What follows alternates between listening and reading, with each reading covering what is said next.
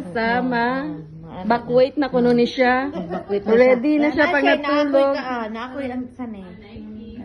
Ano na siya? Ano ni siya? Sure. Para hindi ka maglamig. Oo, maglamig ba? Maglamig. Tapos mana ni siya. Pwede na kong gani siya. Ano na siya? Mga kayamanan mo.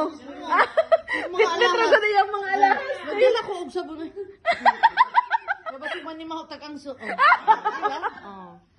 Tapos man ni mahutag.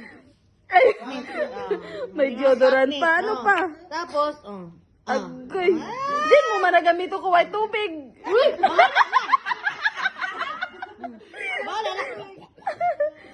Pero ang ano, agay, may sunscreen lagod siya. Hindi kin madula ang papagwapa. sa bandi ay. Tapos atong lipstick. Adoy, kumpleto na good. May power bank. Power bank na siya diha. Tapos pahumot sa tagamay naman lang dayon. Wala po siya dako. Para humot na de.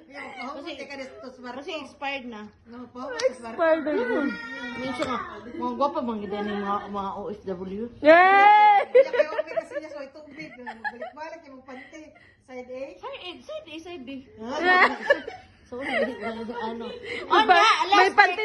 May panty liner man. Wala na, tawin na lang dahil. Chush! Ay, rabing alcohol. Magdala ka lang Lipstick. Magdala kang plastic butangan imong lagu. Mao. Ay butangan mo yung trapo sa imong puking tapos butang sa plastic. Hindi man imong pansong, imong panyon, imong ansong.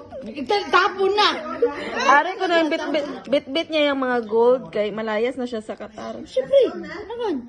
Ano ko? Hala. Ang akong kuan, ang akong Gold mga kuan, reveal, ako gold na lang reveal. gipang ano, Tan ako tan na tan Ako tan. na lang siyang gipang O diba, ano. rich kid kayo ng mga OFW guwapa.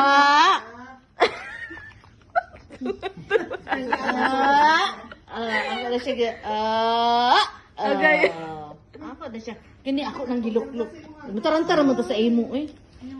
Yan ang pinakamahal mong gamit. Nabibit-bitin. Oo, gibit kita na ako eh. Yung isa ka bag, duha ramday ka dyan yung sunod eh.